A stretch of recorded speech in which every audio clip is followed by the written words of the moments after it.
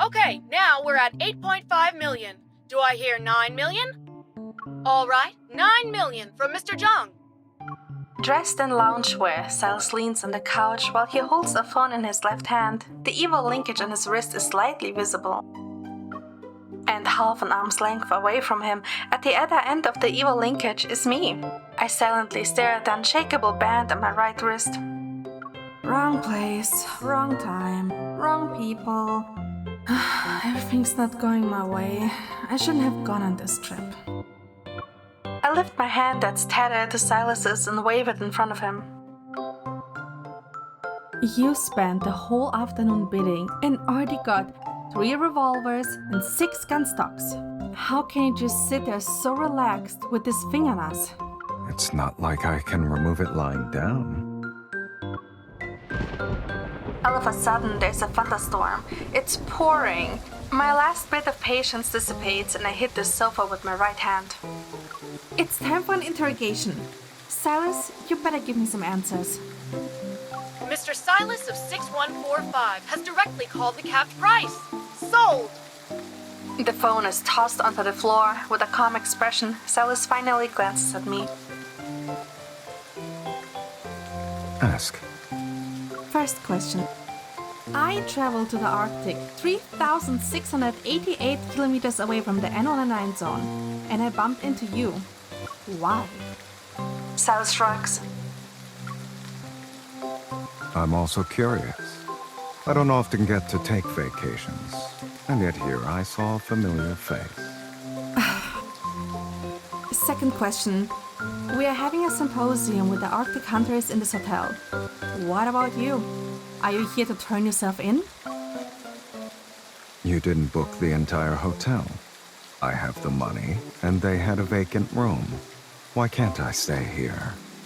That wasn't a good enough answer. On to the third question. I lift my right hand and look at the barely visible evil linkage between us.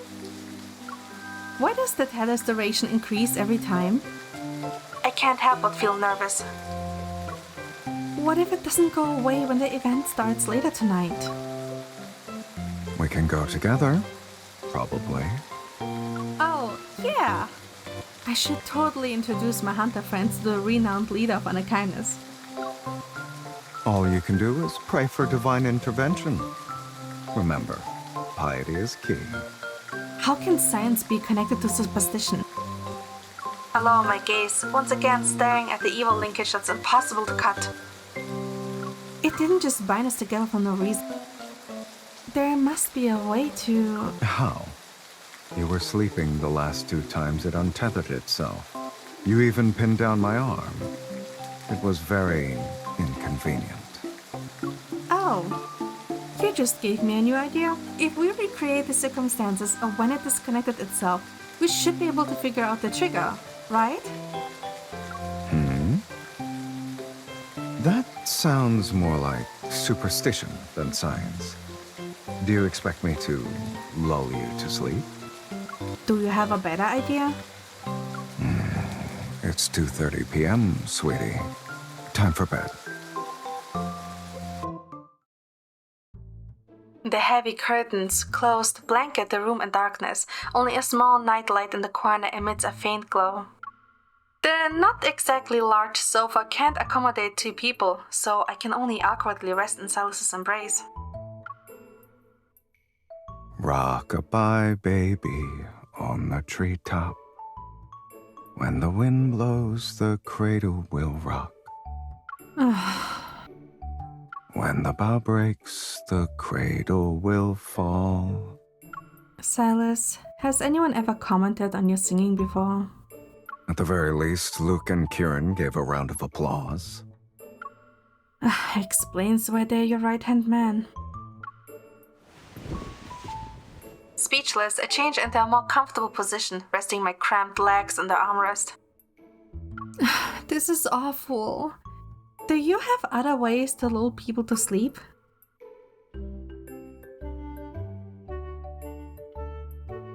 As if. I give you an inch, and you take. He's already asleep? Now that's what we call being worry-free. Pouting, I rest my head on Sylus's chest, poking him out of spite. Every time we run into each other, something bad happens. You must be the harbinger of trouble.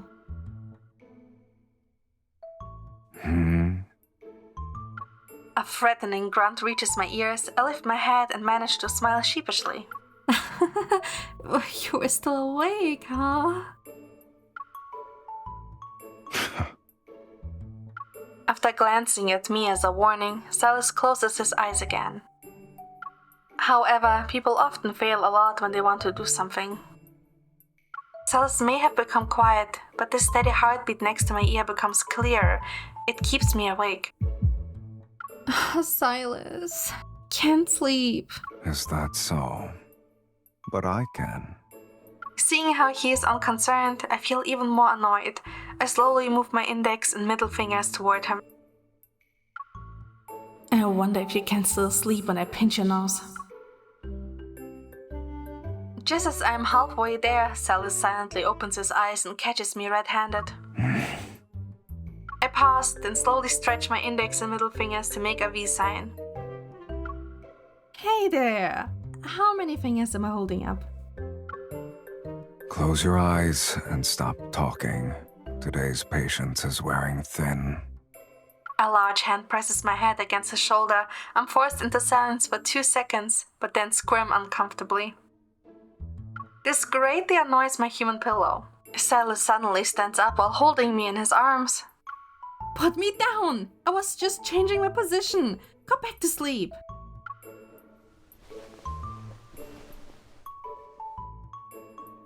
Before I can continue, I'm thrown onto the bed. Sylus leans over me, pressing my wrist into the soft mattress. With you around, I've already gotten plenty of rest.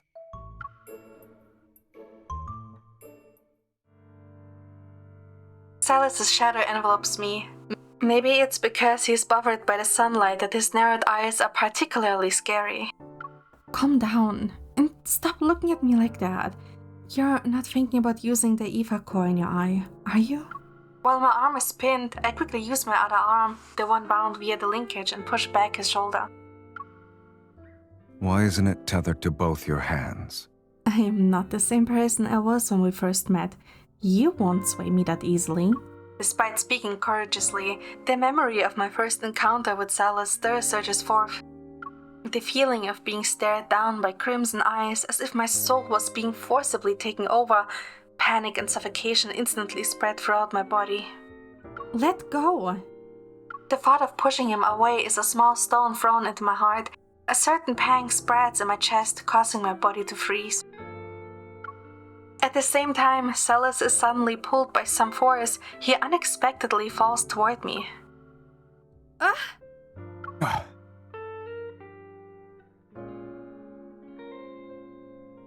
When I open my eyes, I'm pushing his face away with one hand. A cold gaze seemingly seeps between my fingers. What did you do? You threw yourself at me. I didn't do anything. After suppressing the obvious irritation on his face, Sylus raises our hands that are entangled in the evil linkage. How do you explain this, then? For reasons unknown, the 2 rings on our wrists, instead of separating, are now stuck together. Huh? I'm shocked and don't know what to say. I can only stare at the corner of the ceiling. You need to move first. In silence, Sylus and I sit shoulder to shoulder. The evil linkage on our wrists are intertwined, they're inseparable. This is the first time I have seen the black one. The linkage clings to mine. It is definitely related to the Eva cores. They are like 2 snakes wanting to devour each other. What a clever metaphor. You know, sweetie, the more snake's prey tries to escape, the more tightly it gets strangled. Maybe the evil linkage got shorter because you were thinking of getting rid of me just now. As much as I don't want to admit it, he is right. Being unable to resonate or escape, I sink into the bed in a pit of despair. Then, patting my pocket, I realized I left my phone in the hotel room. What time is it?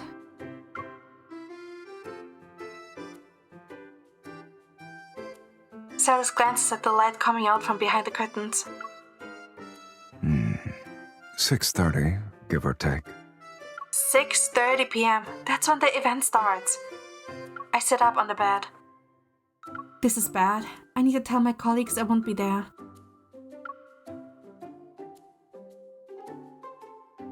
There are hats and sunglasses in Sylus's room. I dress him up from head to toe and sneak back into my hotel room. Luckily, everyone went to the event. I didn't run into any acquaintances on the way. Louise? Louise, are you there? Opening the door, I check again to ensure nobody's inside. Then I quickly pull Sylus into the room. Other people's stuff is here. Close your eyes and don't look. I pin Sylus against the door as he impatiently removes his hat. He softly chuckles upon hearing my words before actually closing his eyes. Does this mean I can snoop around if it's all your stuff? Walking past the luggage is a struggle when I can only use one hand to rummage through various things. Meanwhile, my other hand drags along a man who's almost 2 meters tall and can't see. I know your eyes are closed, but get ready to make a break for it. We grab the stuff and run. Taking your own stuff doesn't count as stealing, by the way. This is our hunter's place. I feel nervous having you linger here for too long. I look and look, but I can't find my phone. And to make matters worse, Sylus is being noisy next to me. Someone's about to walk in. Stop trying to scare me. Just as I'm about to go to the nightstand, I hear the sound of a card being swiped to open the door. It's followed by laughter. Give me a moment. I'll grab my coat first, and then we can go. Huh? Surprised, I look at Sylus. Sylus calmly returns my gaze. His expression spells out 4 words. I told you so. You... move! With very little time to think, I quickly push him into a nearby closet.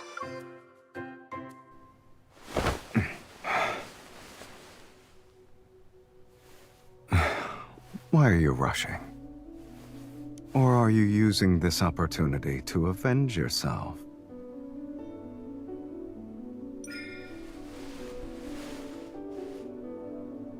Sylus, stand up. Are you ordering me around?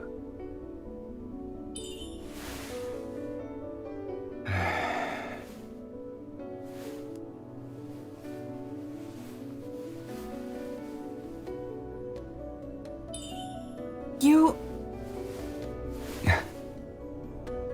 Stay right there. Shh. She's coming. Move! I did nothing wrong. And if we meet, we can say hello to each other. And I won't be able to clear my name even if I have a redemption arc. You think we're safe now? Did I put it in the closet?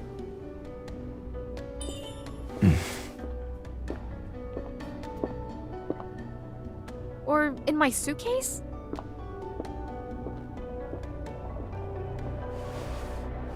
Anxious? Then close your eyes.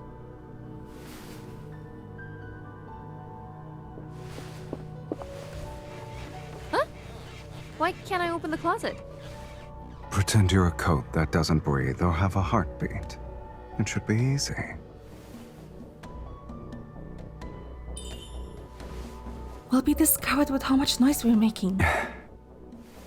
Don't move, then. Hold on, let me try again. If we're discovered, it might be better just to confess. Are you crazy? Confess what? Your mental fortitude's terrible.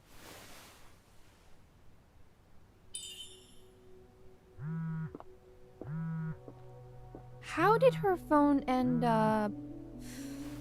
Oh! So my coat was here! I got it! Let's head on over. I'll find someone to fix the closet later. Don't worry, it was an unknown number. I'm not in the mood to reveal our relationship right now.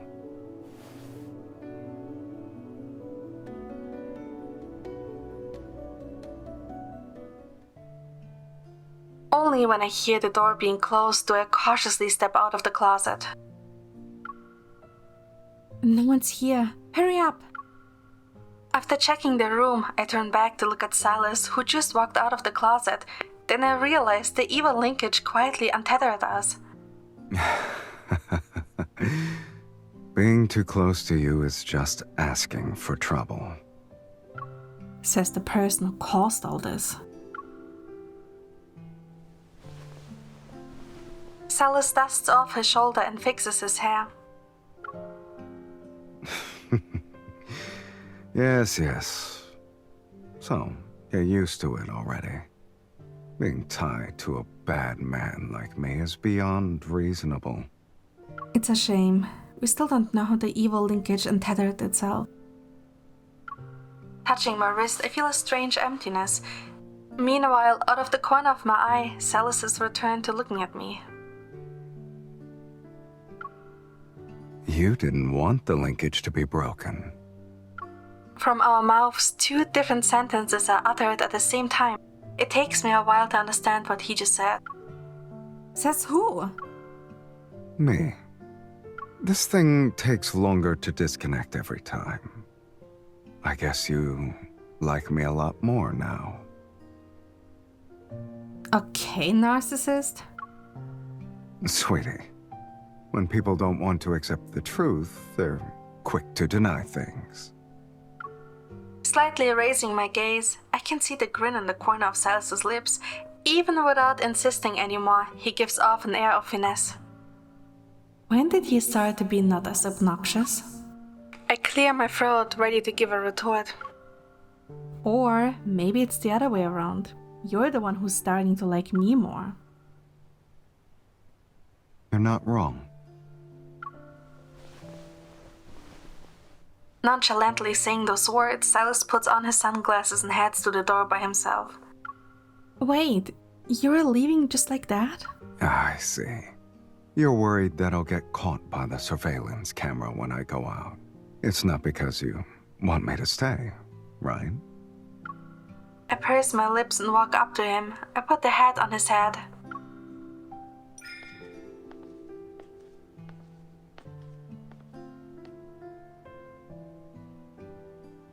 Yeah. So you better leave quietly. Don't let anyone see you, or else you will ruin our symposium. He clearly understands the concern beneath my words, but he chooses not to address it.